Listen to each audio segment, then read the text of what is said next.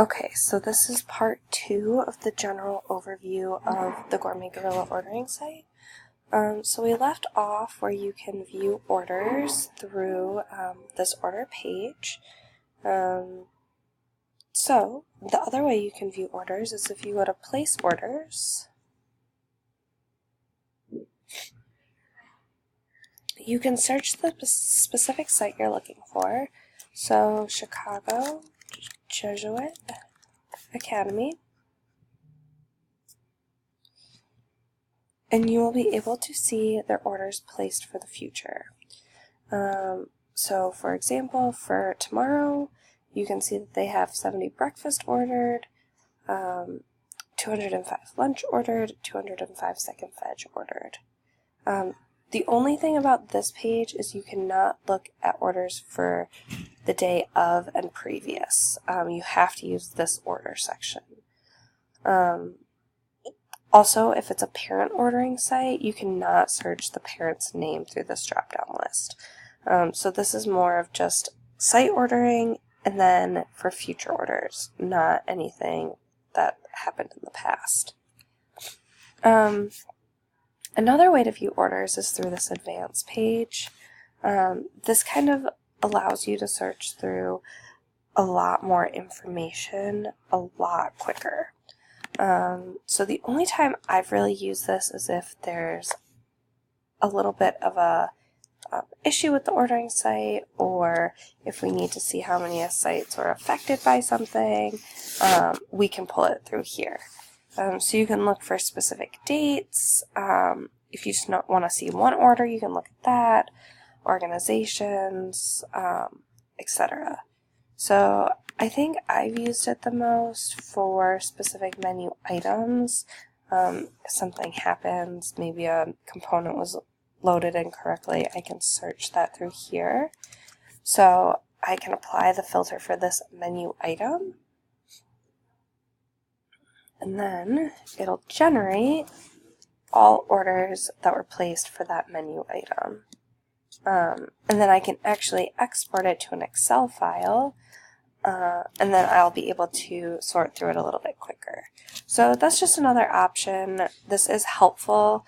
This is like a little tool to keep in your back pocket. So next is this Reports tab. So within the Reports tab, I use it for labels, and under this also includes driver checklists and delivery sheets, and then also the volume report. So first I'll show you labels. So Chicago Jesuit. So now remember that if they are a day ahead school, they get their deliveries the day before. So anything that you pull through these reports is going to reflect what is delivered on that day. So Chicago Jesuit is a day ahead school, so I'm going to pull their items that they're going to eat on the 24th, but those get delivered on the 23rd. So first, I will show you their hotel pan labels. You always want to make sure that you include this day ahead logic.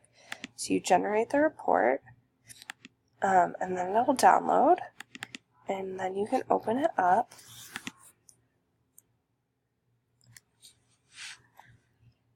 And you can see all of their hotel pan labels that generated for them. So it'll show you what meal it's for, also the menu item. It'll give you the total portions. So the total individual units is right here. And then it'll tell you how many servings and what the portion size is. So we know that we need to portion 256 individual pancakes because we had 128 2-pancake portions. For something like strawberry compote, we have a weight, and this is pulled through the menu component side. We will go over that a little bit later, but that's how the portioners portion that, is by weight. Something like orange slices, it gives us the total amount of portions and the total weight. Just the more information, the better. So you can also see that it has their route number on there, the specific site it's going to, and then it tells this color right here indicates if it goes out hot or cold. So if it's blue, it goes out cold, and if it's red, that means it goes out hot. So here's all their lunch items. The chicken breast and the sauce are combined. We just have them loaded separately, so it pulls out separately on the volume report. Their second veg. And that's all their hotel pan labels. So we can also see what their driver checklist is going to look like.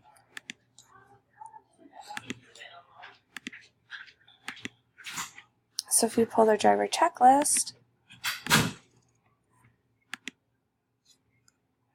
you still want that include day ahead logic always. This will show everything that the driver should be delivering on the 23rd.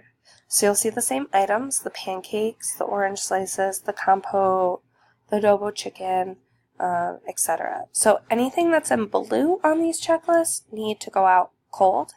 If it's in red, it needs to go out hot. Also, if it's a packaged item, it'll list it at the top. It'll tell you what it is, but it only has one line and then shows the specific amount of orders placed for that.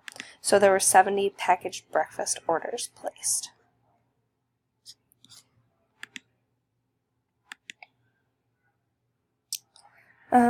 So you can pull it for the whole entire day by not having any of these sections filled out.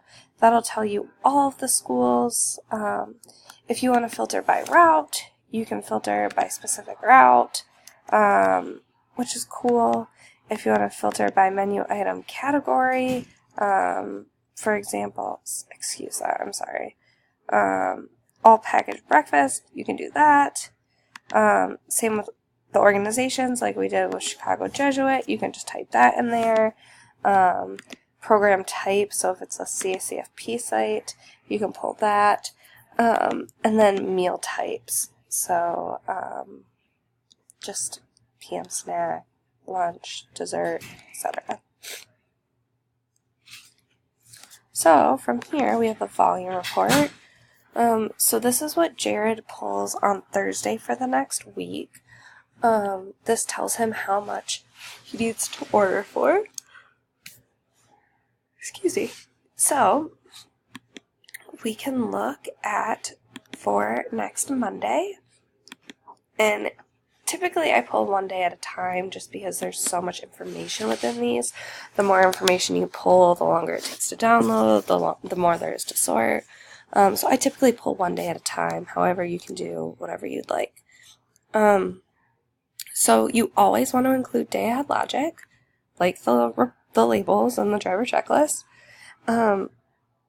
And you can do this two ways. So if you don't export it to an Excel, you will see that all of the data pulls below here. It's a lot to sort through. Occasionally we have to use this, but rarely we ever use this. So typically you want to make sure that this export to Excel is clicked, and then you're going to generate the report. So we can pull this up. This might take a second just to get my computer jump started.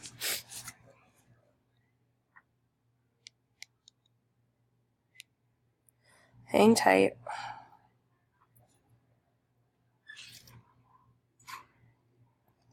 Okay, here it comes.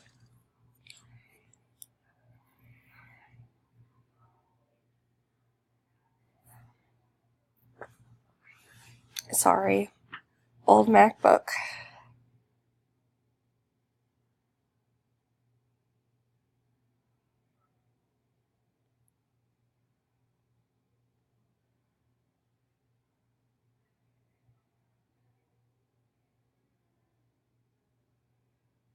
Okay.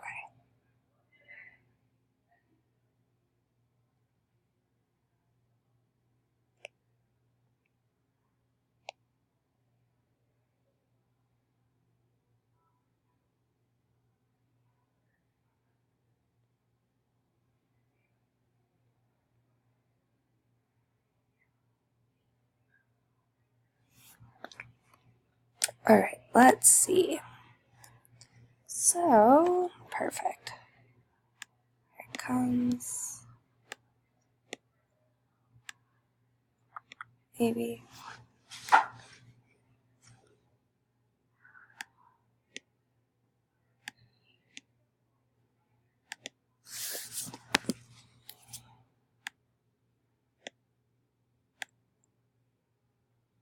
Okay, so let's see here.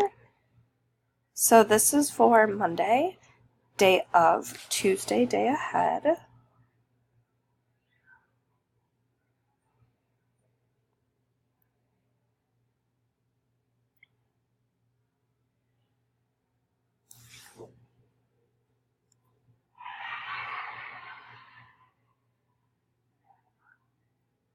Okay, perfect. So you will see that it is broken up by component. Each component is assigned a category, which we will go through when we go through how to make a menu component. But all of the fruits are listed, then vegetables, then greens, MMAs, etc. It goes all the way down. So you'll see that there's also a healthy line. This healthy line is assigned to anything that has recipes within healthy. So what's a great example? Here, the gluten-free, dairy-free penne pasta. So if you were to open healthy and type this number in, it would give you the recipe, and then you could scale it for the total amount of orders you needed. Same with the gluten-free, dairy-free bean and cheese tamale, anything on here. So you'll also see that there is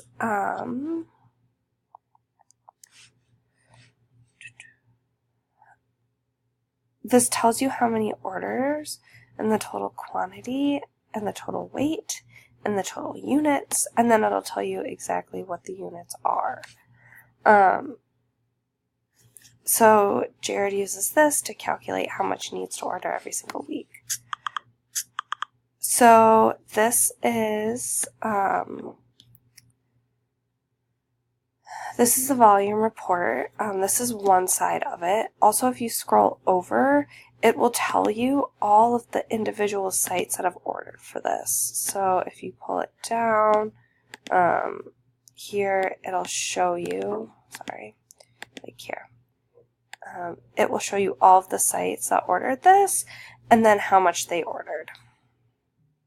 It's a lot to search through, so this isn't typically used. This little line, though, shows you how many of the different programs have ordered. So you can see that the CCFP lunch ordered 391, pre-K lunch ordered 1,203, etc. So sometimes I use that, but it's just another little feature that's on here. If you go to the summary page,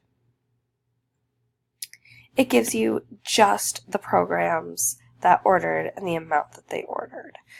So sometimes if something looks funky on the ordering site, like maybe a random fruit or vegetable is showing up, Jared will send me a message and say, hey, can you check to see why honeydew is on, pulling on my volume report, and then I can scroll over and see, oh, it's on CACFP PM snack.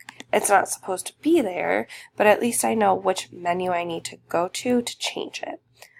So I would say that's how this is very helpful, is if there's something that looks funky on the volume report, then you can look at the specific item and see what menu it's showing up on. It really helps just because there are so many different menu items and so many different menus, so really utilize that. So after that, I think that is it for the basic overview. I will go in more depth on more of the items under this tab, the menu items and the menu tab. So more to come. Talk to you soon. Bye.